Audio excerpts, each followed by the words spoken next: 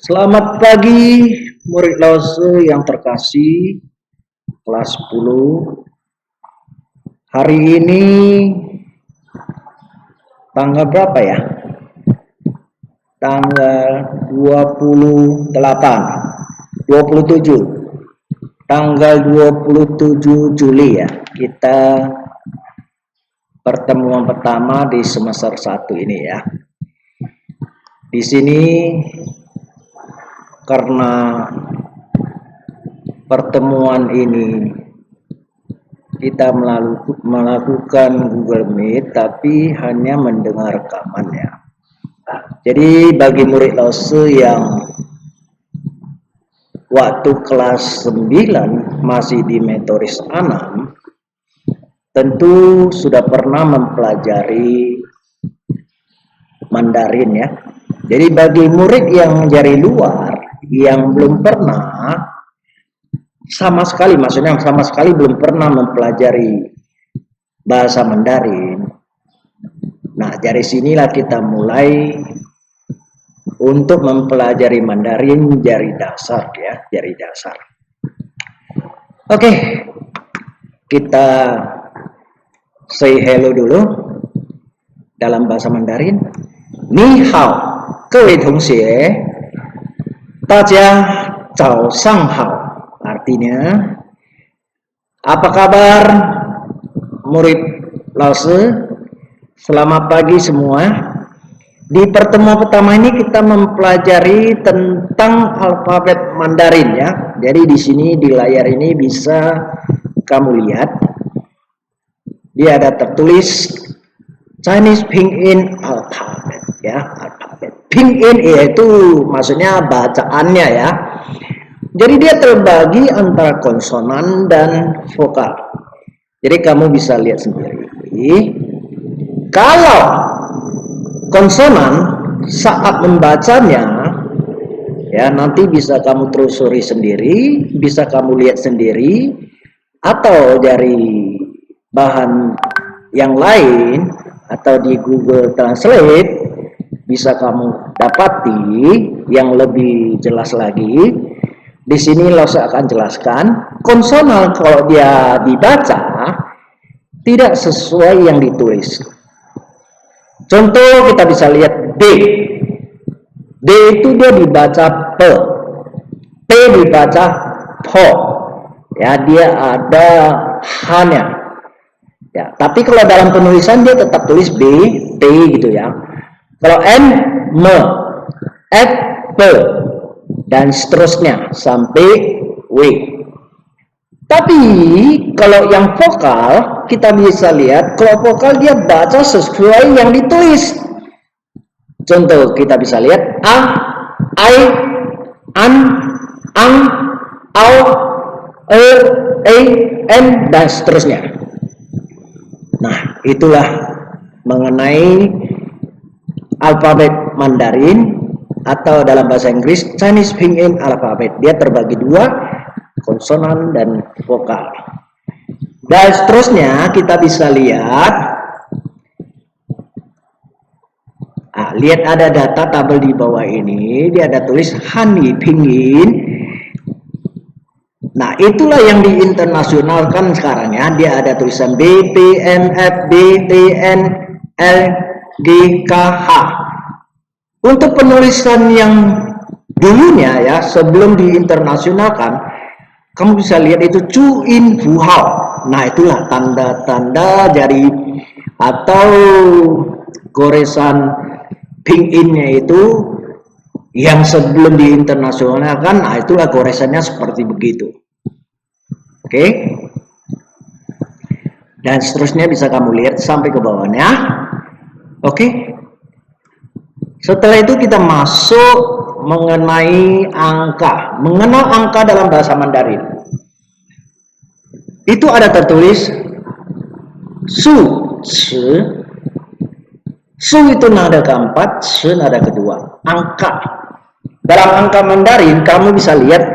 Nah, inilah dia terbentuk setelah kamu mempelajari, setelah kamu tahu alfabet Mandarin. Itulah kegunaannya. kamu bisa lihat setelah angka 1 sampai 10 di barisan keduanya ada YI. Nah, itulah terbentuk alfabet untuk angka 1. Jadi dia dibaca I. Dia ada nada ya. Nanti di pertemuan selanjutnya akan kita pelajari tentang nada. Ya, jadi 1 dia dibaca I. Penulisannya, goresannya. Nah, kamu bisa lihat di tabel yang bacaan di bawahnya ini. Itulah penulisannya. Jadi mempelajari bahasa Mandarin, kamu harus mempelajari alfabetnya juga. Karena kalau alfabetnya nggak kamu pelajari dan tanda nadanya nggak kamu pelajari, kamu akan kesulitan untuk membacanya. Oke, kita akan baca, Lause akan baca sekali. Ya, Lause akan baca sekali angka 1 sampai 10. I, er, san, si, u, liu, qi, ta, jiu, se. Itulah. Angka 1 sampai 10 kamu setelah pelajari dan sangat gampang kamu bisa tulis sampai 99. Kenapa? Kamu lihat sendiri angkanya itu ya. Jadi di sini di rekaman ini, selain kamu mengetahui dan satu permintaan Lause, kamu harus latihan menulisnya.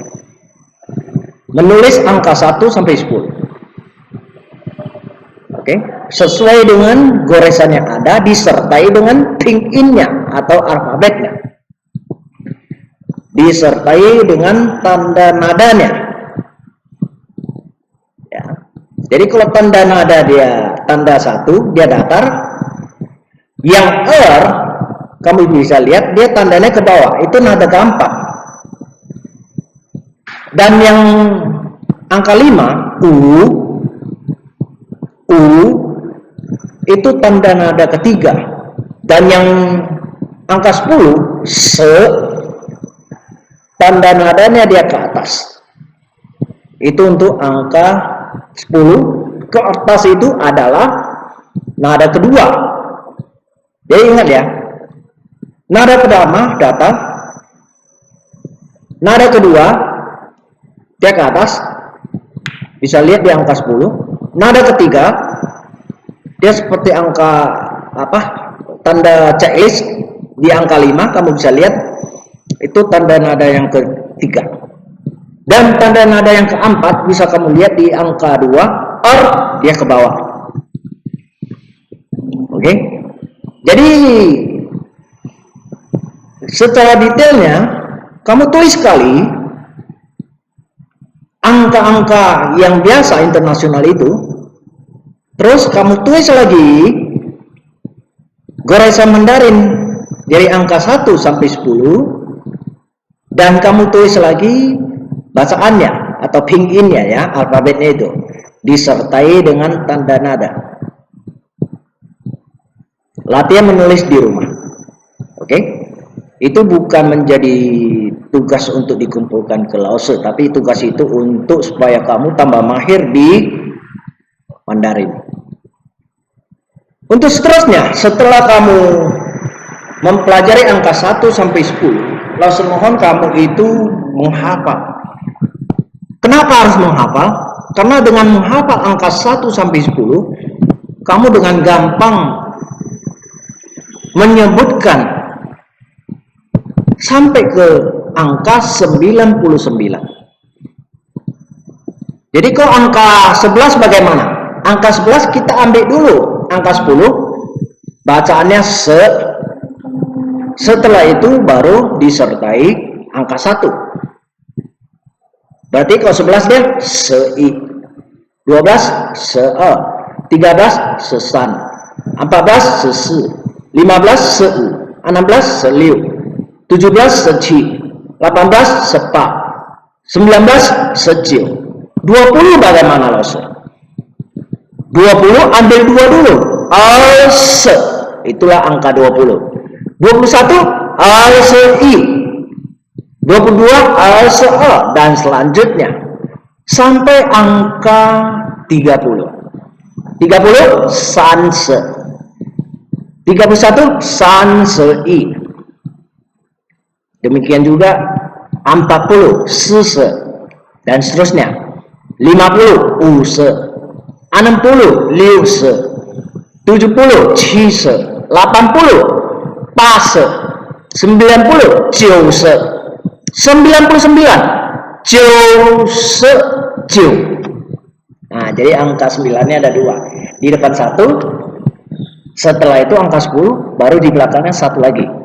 Angka 9. Jadi jose jiu. Oke ya. Nah, kamu lihat yang Lause tulis di sini, bagi pemula belajar bahasa Mandarin yang harus diketahui adalah alfabet Mandarin. Yang dimana alfabet itu terdiri dari 37 dari A sampai Z. Di mana alfabet tersebut dibagi menjadi 2 bagian, yaitu vokal dan konsonan. Serta pengenalan angka-angka yang tertulis secara bulatan Mandarin. Contoh angka 11 se-i. Nah, Lause sudah kasih contoh ya. Jadi di rekaman ini ya, di tabel ini ada 2 uji diri. Nah, uji diri itu kamu bisa lihat tertulis dengan jelas ya. Yang pertama, ada berapa alfabet Mandarin yang benar berdasarkan materi di atas. Itu jadi pilihan kamu. Ya, jadi pilihan kamu ya. Ada 27, 17, 37 dan 36. Langsung rasa sangat jelas ya. Itu kalau kamu ada baca pasti tahu menjawabnya. Oke, nomor 2. Bagaimana untuk menulis guratan Mandarin dari angka 46? Nah, tadi udah saya jelaskan. Setelah kamu mempelajari 1 sampai 10, tinggal mengambil-ambilnya. Jadi kalau 40, 4 duluan baru 10. Sese. Nah, ini permintaan Lause 46. 46 berarti 4 duluan baru 10 baru 6. Seseliu. Nah, mana pilihannya jawaban yang tepat? Kamu bisa pilih sendiri. Ingat ya, di uji diri ini hanya sebagai nilai tambah buat kamu. Jadi sebaiknya kamu kerjakan. Nilai tambah di mana? Nilai tambah untuk tugas. Kenapa? Karena tugas nanti sebelum penilaian harian itu ada 5 soal tugas. Yang dimana kelima soal tugas itu kalau benar semua, berarti nilai kamu itu 100. Nah, sementara untuk pertemuan pertama dan selanjutnya, kalau kesampaian sebelum penilaian harian, kita akan mempelajari pertemuan pertama sampai pertemuan kelima. Jadi pas untuk mengerjakan 5 soal yang ada sebagai tugas sebelum ujian penilaian harian. Nah, tadi lo sudah jelaskan, jika 5 soal itu benar, nilai kamu itu 100. Tapi, jika hanya benar 2 bagaimana? Hanya benar 2 berarti nilai kamu cuma 40. Benar 3, 60. Berarti tidak tuntas. Ketuntasan bahasa Mandarin yaitu 70. Nah, dengan adanya uji diri sebagai nilai tambah buat kamu, jika kamu mengerjakannya dengan benar dari pertemuan 1 sampai pertemuan 5, maka yang tadi nilai kamu itu tidak tuntas bisa tuntas. Oke, sampai di sini pertemuan pertama ini. Zaijian, salam sehat semua buat murid kelas 10. 祝你们身体健康，再见。